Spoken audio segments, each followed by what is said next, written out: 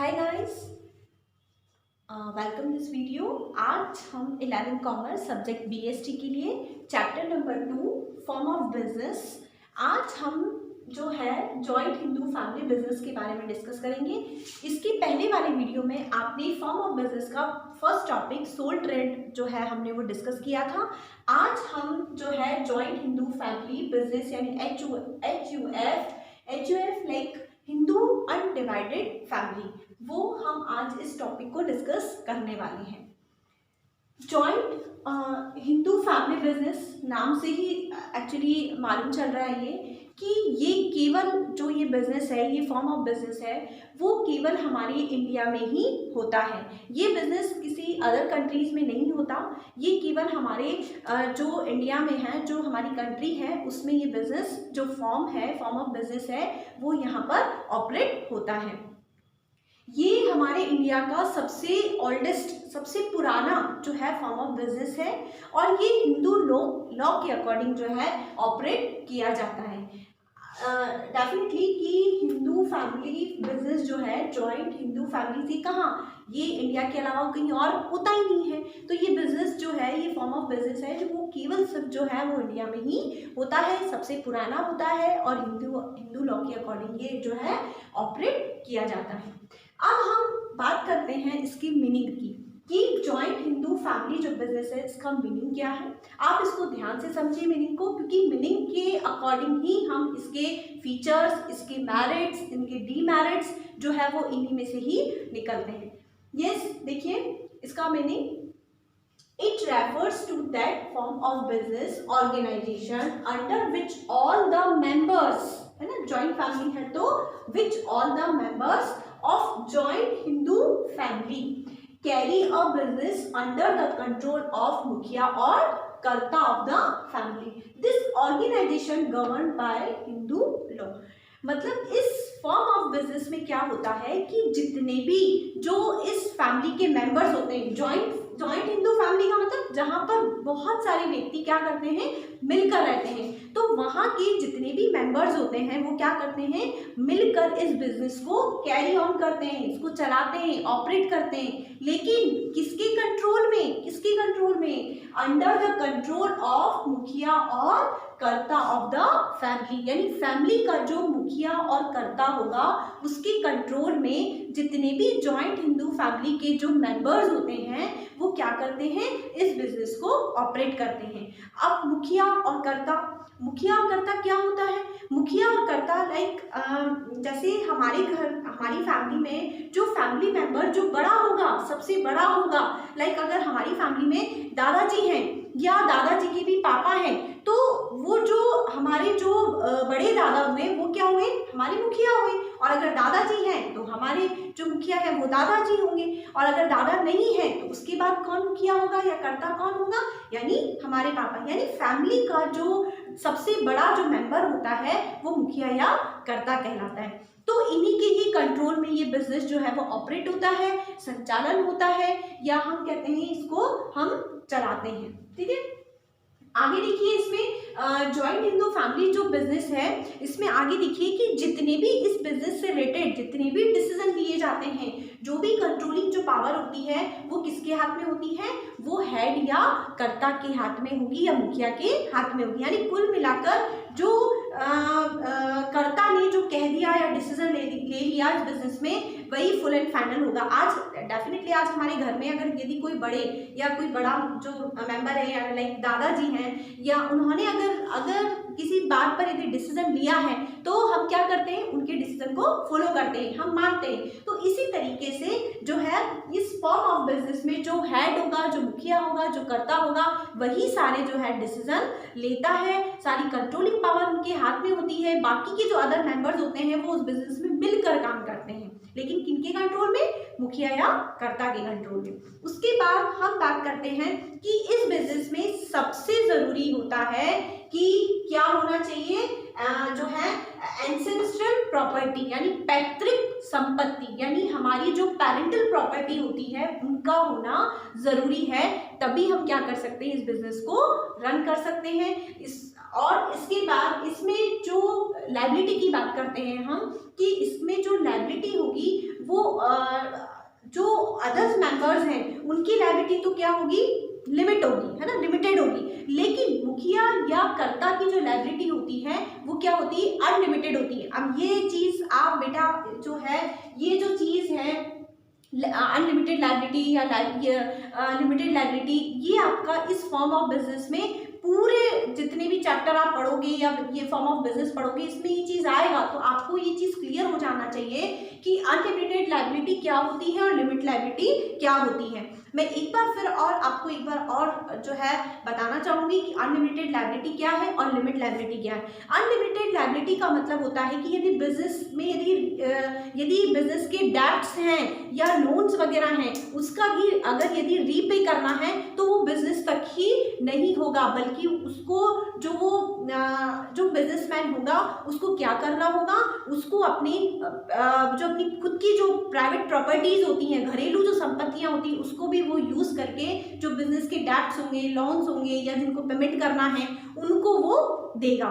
तो वो तो हो गई अनलिमिटेड लायबिलिटी। तो यहाँ पर जॉइंट हिंदू फैमिली बिजनेस में जो मुखिया या कर्ता होता है उसकी लायबिलिटी होती है अनलिमिटेड, और बाकी के जो अदर मेंबर्स होते हैं उनकी लायबिलिटी होती है, क्या होती है, लिमिट होती है। ठीक है, यानी क्योंकि डेफिनेटली सारे डिसीजन कौन ले रहा है, कर्ता ले रहा है। जितना भी काम कर रहा है कौन कर रहा है, कर्ता कर रहा है। मैनेज कौन कर रहा है, कर्ता कर रहा है। जितनी भी कंट्रोलिंग पावर है वो किसके हाथ में है, वो सारी चीज कर्ता के हाथ में। तो कर्ता की लायबिलिटी अनलिमिटेड हुई, बाकी के जो अदर फैमिली मेंबर्स हैं उनकी लायबिलिटी क्या होती है, लिमिट होती है। यानी जो अदर मेंबर्स हैं यदि वो जो है, यदि कोई बिजनेस का यदि जो डेब्ट्स बोल सकते हैं या रीपे करना है या लोन को यदि पे करना है तो उसमें अपने वो प्राइवेट प्रॉपर्टी का वो यूज नहीं लेगा, केवल सिर्फ कर्ता ही लेंगे। आगे हम बात करते हैं कि ये जो जॉइंट हिंदू फैमिली जो बिजनेस है वो गवर्न किससे होता है, हिंदू लॉ के अकॉर्डिंग ये मतलब जो है वो ऑपरेट किया जाता है, संचालित किया जाता है। उसके बाद इसमें जितने भी मेंबर्स होंगे वो अपने कर्ता या मुखिया से किसी भी तरीके का कोई हिसाब किताब मांगने के लिए वो अधिकार नहीं रखते हैं कि भाई आप हमें प्रॉफिट एंड लॉसेस के बारे में बताइए या आपके अकाउंट्स है उसके बारे में बताइए, हिसाब बताइए। तो ये सारी जो चीजें हैं वो अदर मेंबर्स का जो है वो क्राइटेरिया नहीं होता।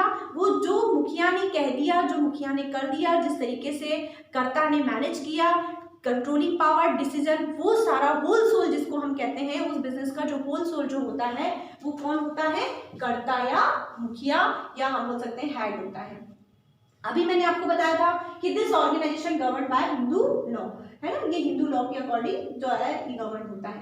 अब हम आगे, आई होप आपको एक मीनिंग समझ में आ गया होगा। अब हम आगे जो नेक्स्ट टॉपिक है उस पर हम डिस्कस करेंगे स्कूल्स ऑफ जो है हिंदू लॉ, यानी जो इसके अकॉर्डिंग हिंदू लॉ की जो स्कूल्स का मतलब यहाँ पे संप्रदाय है ना। तो दो तरीके के सिस्टम्स इसमें जो है हम यहाँ पे लिख सकते हैं, two systems of Hindu law, ठीक है। तो हिंदू लॉ जो है इसके जो स्कूल्स ऑफ हिंदू लॉ के टू सिस्टम्स दे रखे हैं, first Mitakshara and second Dayabhaga. अब आप इसको समझने की कोशिश कीजिए और डेफिनेटली ये मिताक्षरा एंड दायाभाग 1 मार्क्स के क्वेश्चन में 12th बोर्ड में जो है आपके एग्जाम 11th क्लास के जो एग्जाम में 1 मार्क्स के क्वेश्चन में आता है। तो मिताक्षरा एंड दायाभाग, मिताक्षरा किसे कहते हैं, क्या होता है? मिताक्षरा का मतलब होता है लाइक हमारी कंट्री में आसाम, उड़ीसा एंड वेस्ट बंगाल, यहाँ पर यहाँ के कुछ भागों को छोड़कर, कुछ हिस्सों को छोड़कर जो हमारे इंडिया के जो अदर पार्ट्स हैं वहाँ पर ये मिताक्षरा जो सिस्टम है वो अप्लाई किया जाता है। इसमें ये होता है कि बेबी जब जन्म लेता है, जब उसका बॉर्न होता है, वो कोई भी बेबी जब जब बॉर्न होता है तभी से ही उसकी जो हम बोल सकते हैं एंसेस्ट्रियल प्रॉपर्टीज यानी पेरेंटल प्रॉपर्टीज पर उसका क्या हो जाता है, अधिकार हो जाता है। यानी जैसे आज अगर हमारे घर में यदि कोई बच्चा जन्म लेता है तो वो उसके पिता की प्रॉपर्टी पे उसका क्या होगा, हिस्सा होगा, है ना, अधिकार होगा। तो उसे हम क्या कहेंगे, मिताक्षरा कहेंगे। इसमें केवल पुरुष जो है, मेल जो होते हैं, उन्हीं को ही जो है हक होता है, राइट होता है, अधिकार होता है। दाएं भाग की बात करते हैं हम, तो यहाँ पे भी वही है कि उड़ीसा और वेस्ट बंगाल और आसाम, है ना, यहाँ पर क्या होता है, बाकी और कहीं ये जो है अप्लाई नहीं होता। यहाँ पर मेल और फीमेल जब जो है उनका दोनों का राइट होता है, लेकिन वो कब होगा, जब फादर की डेथ होने के बाद उनको उनकी प्रॉपर्टी पर क्या होगा, अधिकार होगा। जन्म से यानी बाय बर्थ उनका जो है अपनी पेरेंटल प्रॉपर्टी पर जो है हक नहीं होता, राइट नहीं होता। जब तक फादर है तब तक तो सारी जो प्रॉपर्टी होगी वो फादर की होगी। उनकी डेथ के बाद जो है वो जो उनका हक है या राइट है वो ट्रांसफर हो जाता है। तो हम उसे क्या कहेंगे, दाएं भाग कहेंगे। ठीक है, समझ आया आपको? मिताक्षरा दाएं भाग। मिताक्षरा एक बार और देख लीजिए कि मिताक्षरा जो है वो आसाम, उड़ीसा एंड वेस्ट बंगाल के कुछ हिस्सों को छोड़कर बाकी के जो हिस्से हैं हमारे इंडिया के, वहां पर ये जो सिस्टम है वो अप्लाई होता है। इसमें बेबी के जन्म होने से ही पेरेंटल प्रॉपर्टी पर उसका हक होता है, अधिकार हो जाता है।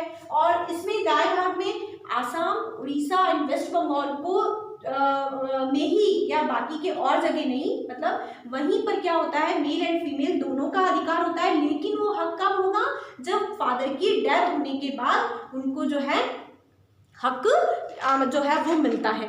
उसके बाद जो है, इसके बाद हम next topic features of HUF, इसको HUF के नाम से भी जानते हैं, features of HUF, Hindu undivided family या जॉइंट हिंदू फैमिली बिजनेस। इसके फर्स्ट फीचर देखिए, फॉर्मेशन। इसका जो फॉर्मेशन है बहुत ही इजी होता है। इसमें किसी भी तरीके की कोई लीगल फॉर्मेलिटीज करने की जरूरत नहीं होती। इसमें जरूरी होता है मिनिमम 2 मेंबर्स का होना एंड जो है अपनी पेरेंटल प्रॉपर्टी का होना बहुत जरूरी होता है। तभी हम इस बिजनेस के फॉर्म को हम स्टार्ट कर सकते हैं या इसका फॉर्मेशन कर सकते हैं। नेक्स्ट हम बात करते हैं कंट्रोल। मैंने अभी आपको बताया था कि सारा कंट्रोल किसका होगा, मुखिया या कर्ता का जो है वो कंट्रोलिंग पावर उन्हीं के पास होती है। वही सारे जो है, आज हम features of HUF Hindu undivided family के फीचर्स को हम जो है आप डिस्कस करेंगे। नेक्स्ट टॉपिक है हमारा फर्स्ट, फॉर्मेशन। HUF का जो फॉर्मेशन है वो बहुत ही इजी फॉर्मेशन होता है। इसमें सिर्फ इस फैमिली के मिनिमम 2 मेंबर्स का होना ज़रूरी है और साथ में ही जो है पेरेंटल प्रॉपर्टी का होना बहुत ज़रूरी है। तभी हम इस फॉर्म ऑफ बिजनेस को हम जो है इसकी फॉर्मेशन कर सकते हैं या हम स्टार्टअप कर सकते हैं। तो इसमें किसी भी तरीके की कोई लीगल फॉर्मेलिटीज जो होती है वो नहीं होती है। सिर्फ इसमें ज़रूरी होता है minimum 2 members and parental properties. इसके बाद फीचर्स ऑफ HUF का नेक्स्ट जो अपना टॉपिक है कंट्रोल। मैंने अभी आपको बताया था कि इसमें जितनी भी कंट्रोलिंग पावर जो होती है, डिसीजन मेकिंग जो होता है वो किसका होता है, वो कर्ता या मुखिया का होता है। वही उसका जो भी वो कोई काम करेगा या डिसीजन लेगा उसी का decision he full and final माना जाता है। उसके बाद नेक्स्ट इसका जो फीचर है वो है कंटिन्यूटी कैसे कि यदि सपोज कि यदि इस फॉर्म ऑफ बिजनेस में यदि मुखिया या कर्ता की डेथ हो जाती है तो नेक्स्ट जो जिनकी पोजीशन आती है वही इसका कर्ता या मुखिया बनता है और ये बिजनेस जो है वो कंटिन्यू चलता है ना। जैसे हम बात करते हैं कि यदि हमारे घर में दादाजी हैं और दादाजी इस बिजनेस के यदि मुखिया हैं तो यदि उनकी डेथ हो गई तो उसके बाद जो बड़े जो मेंबर हैं लाइक पापा या और कोई, तो वो क्या होंगे, इस फॉर्म ऑफ बिजनेस के मुखिया या कर्ता होंगे और उन्हीं के ही जितनी भी जो मतलब उनको जितनी भी राइट्स थे वो सारे राइट्स उनको ट्रांसफर हो जाते हैं। तो इसीलिए इस फॉर्म ऑफ बिजनेस की जो कंटिन्यूटी है वो बनी रहती है। नेक्स्ट हम बात करते हैं लायबिलिटी। ये आप फॉर्म ऑफ बिजनेस का जो ये चैप्टर है, इसमें हर एक आप फॉर्म ऑफ बिजनेस पढ़ोगे उसमें ये लायबिलिटी जो वर्ड है वो आएगा ही आएगा। तो आप इसको बहुत अच्छे से समझिए कि लायबिलिटी क्या है। Liability like joint into family business इस फॉर्म ऑफ ऑर्गेनाइजेशन में जो लायबिलिटी होती है, अनलिमिटेड लायबिलिटी जो होती है वो कर्ता की होती है, और बाकी के जो अदर मेंबर्स होते हैं उनकी लायबिलिटी क्या होती है, लिमिट होती है। अब अनलिमिटेड लायबिलिटी क्या है और लिमिट लायबिलिटी क्या है वो हम डिस्कस करते हैं। अनलिमिटेड लायबिलिटी वो होती है जिसमें यदि बिजनेस के कोई डेब्ट्स हुए या कोई बिजनेस कि यदि कोई लोन हुए या हमें किसी को पेमेंट करना है, रीपे करना है, तो उसके लिए जो है जो उसका हेड होगा उसकी लायबिलिटी अनलिमिटेड होगी। अनलिमिटेड का मतलब होता है कि वो बिजनेस से जितने भी जो है वो तो वो पे कर रहा है, लेकिन उसको अपनी घरेलू संपत्तियों को, प्राइवेट प्रॉपर्टी को भी वो यूज कर सकता है ना, रीपे करने के लिए, डेब्ट्स के लिए या लोन्स के लिए। ऐसा जरूरी नहीं कि जितना बिजनेस में आपने कैपिटल लगाई उतनी ही आपको जो है पेमेंट करना है, नहीं। यदि बैंक से यदि आपने लोन लिया है 20 लाख का और बैंक आपको दुगना छोड़ेगा, वो तो पूरे 20 लाख लेगा और विद इंटरेस्ट लेगा, तो वो ये नहीं देखेगा कि आपके बिजनेस में आपने कितनी कैपिटल लगाई है या आपने 20 लाख लगाई है लेकिन बच्चे सिर्फ 15 लाख, बाकी का लॉस हो गया तो वो 15 लाख ही ले लेगा, नहीं, बल्कि उसको पूरा 20 लाख जो है साथ में विद इंटरेस्ट जो है वो हमें रीपे करना होगा, उसको पे करना होगा। तो वो क्या करेगा, अपनी जो प्राइवेट प्रॉपर्टी होगी उसको वो यूज करके उसके जो डेब्ट्स है, लोन है, जो भी है वो उसको उसकी भरपाई करेगा। तो वो हो गई अनलिमिटेड लायबिलिटी। तो इसमें जो HUF में जो मुखिया या कर्ता होता है उसकी लायबिलिटी क्या होती है, अनलिमिटेड होती है। बाकी के जो अदर मेंबर्स होते हैं, जितने और मेंबर्स होते हैं, उनकी लायबिलिटी क्या होती है, लिमिट होती है। नेक्स्ट हम फीचर्स की बात करते हैं।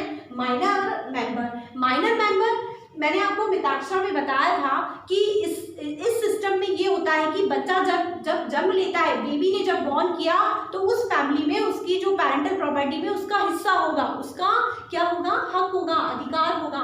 तो इसी तरीके से माइनर मेंबर जो होता है वो भी इस फॉर्म ऑफ बिजनेस में क्या रखता है, अपना राइट रखता है, हक रखता है, अधिकार उसका होता है, वो इसका मेंबर माना जाता है। इस टॉपिक के बाद हम जो है नेक्स्ट टॉपिक डिस्कस करेंगे वो है merits of HUF। Merits of यानी बेनिफिट ऑफ HUF। कहते हैं हर एक सिक्के के दो पहलू होते हैं, एक नेगेटिव एक पॉजिटिव। इसी तरीके से जो ये फॉर्म ऑफ बिजनेस है इसके मेरिट्स भी हैं तो कुछ डीमेरिट्स भी हैं। आज हम इसकी मेरिट्स के बारे में जो है हम डिस्कस करेंगे।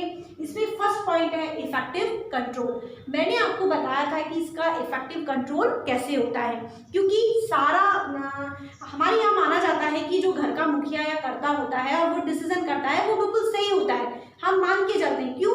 हो सकता है उनकी रिस्पेक्ट में या उनका अनुभव, एक्सपीरियंस वगैरह कि उनका इतना ज़्यादा होता है कि उनको सब चीज़ों का नॉलेज होता है, तो हम मानते हैं कि उनका जो कंट्रोल है, उनका जो मैनेजमेंट है, उनके जो काम है वो सब क्या होते हैं, इफेक्टिव होते हैं। तो इसी तरीके से इस फॉर्म ऑफ बिजनेस में जितनी भी कंट्रोलिंग पावर होती है, डिसीजन मेकिंग होता है, मैनेजमेंट होता है, लाइक और भी बहुत सारे काम होते हैं या डिसीजन होते हैं, वो सब कर्ता या मुखिया के होते हैं। तो हम कहते हैं कि जो ये यहाँ पर इस फॉर्म ऑफ बिजनेस में जो कंट्रोल होता है वो क्या होता है, इफेक्टिव होता है। नेक्स्ट हम जो इसकी मेरिट्स ऑफ HUF का सेकंड जो पॉइंट है, कंटिन्यूड बिजनेस एक्सिस्टेंस। अभी मैंने आपको क्लियर किया था कि ये जो फॉर्म ऑफ बिजनेस है इसकी कंटिन्यूटी बनी रहती है। कंटिन्यूटी कैसे बनी रहती है? वही चीज़ कि यदि मुखिया या कर्ता की डेथ हो जाती है तो नेक्स्ट पोजीशन जिसकी होगी वो कर्ता या मुखिया बनकर इस बिजनेस को कैरी ऑन करता है, कंटिन्यू रखता है, उसको ऑपरेट करता है ना। Next limited liability of members. ये भी मैंने आपको अभी क्लियर किया था कि मुखिया के अलावा जितने भी जो और मेंबर्स होते हैं उनकी लायबिलिटी क्या होती है, लिमिट होती है। नेक्स्ट हम टॉपिक पे बात करते हैं इंक्रीज लॉयल्टी एंड कोऑपरेटिव। जब हमने इसका मीनिंग में ये पढ़ा था कि इस जो जॉइंट हिंदू फैमिली के जितने भी मेंबर्स हैं वो क्या करते हैं, मिलकर काम करते हैं, है ना, आपस में एक दूसरे का कोऑपरेट करके, सहयोग करके, मदद करके, हेल्प करके, मिलकर वो काम करते हैं। लेकिन किसकी कंट्रोल में? जो कंट्रोलिंग पावर होती है, कंट्रोल ऑफ मुखिया और कर्ता, है ना। तो इसमें क्या होता है, जब व्यक्ति मिलकर काम करता है तो उससे उनमें लॉयल्टी और साथ में उनका कॉपरेशन भी क्या होता है, बढ़ता है, क्योंकि वो सभी व्यक्ति क्या काम कर रहे हैं, उनका एक ही मेन मोटो है कि हमारे इस बिजनेस को क्या करना है, बढ़ाना है, एक्सपांशन करना है, इसके जो हमने एम डिसाइड किए हैं उन एम को हमें अचीव करना है। तो वो मिलकर काम करते हैं, तो आपस में क्या होता है, उनमें जो है कॉपरेशन बढ़ता है, सहयोग की भावना बढ़ती है, उनमें जो है अपने उस बिजनेस के लिए लॉयल्टी बढ़ती है कि हमें जो है इस बिजनेस के लिए ही सब कुछ करना है। तो इसके जो मेरिट्स दे रखे हैं आपके 4 पॉइंट्स दे रखे हैं, इफेक्टिव कंट्रोल, है ना, continued business existence, limited liability of members, increase loyalty and cooperation.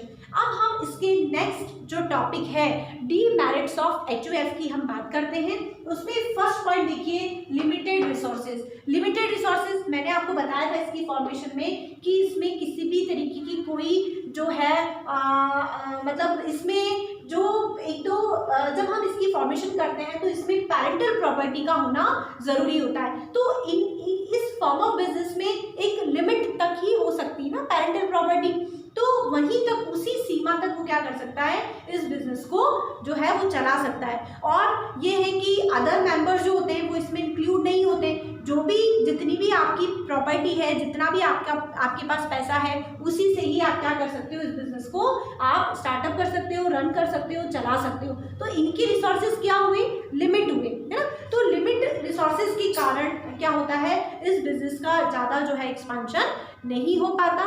उसके बाद नेक्स्ट जो हमारी डीमेरिट है, अनलिमिटेड लायबिलिटी ऑफ कर्ता। अभी मैंने आपको ये चीज़ डिस्कस करी थी कि इस फॉर्म ऑफ बिजनेस में जो लायबिलिटी जो कर्ता की होती है वो अनलिमिटेड होती है। यदि बिजनेस में यदि सपोज डेब्ट्स हो गए हैं, लोन्स हो गए हैं, तो उनकी भरपाई करने के लिए जो कर्ता है अपनी जो पर्सनल प्रॉपर्टी यानी पैरेंटल प्रॉपर्टी का वो यूज़ कर सकता है। तो बाकी के और मेंबर्स को क्या होगा, उनको मतलब जो है उसमें हिस्सा नहीं मिलेगा।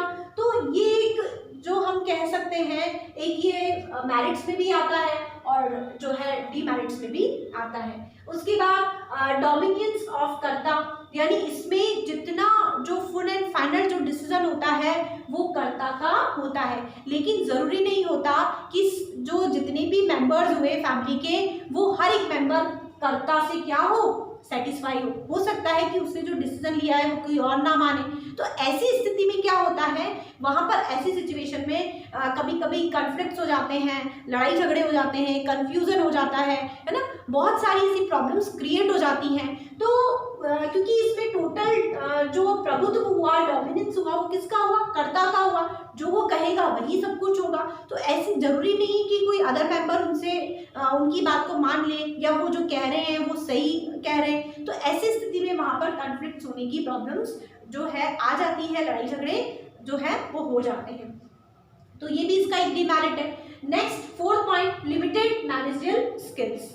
इसमें लिमिटेड मैनेजरियल स्किल्स ऐसा होता है कि ज़रूरी नहीं है कि जितने भी मेंबर्स हैं उनको मैनेजरियल उसमें स्किल्स हो, यानी प्रबंध या मैनेजमेंट करने की उनमें स्किल्स हो, है ना। क्योंकि बाहर के मेंबर्स तो मतलब जो है आ ही नहीं सकते, आप अपॉइंट ही नहीं कर सकते हो, और वहाँ के मेंबर्स ही मिलकर क्या करते हैं, इस फॉर्म ऑफ बिजनेस को ऑपरेट करते हैं। तो ऐसी स्थिति में वहाँ पर क्या होता है, लिमिटेड मैनेजरियल स्किल्स होती हैं। आई होप आपको जो ये टॉपिक है ये पूरा क्लियर हुआ होगा। मैंने इस जो चैप्टर में जो जॉइंट हिंदू फैमिली बिजनेस का पूरा जो टॉपिक है वो मैंने आपको क्लियर किया, लाइक मीनिंग, है ना, system of Hindu law, features of HUF and demerits of HUF and demerits of HUF. तो आपका जो ये फॉर्म ऑफ बिजनेस है वो पूरा कंप्लीट हो गया है। आई होप आपको ये जो टॉपिक है वो क्लियर हुआ होगा। Thank you.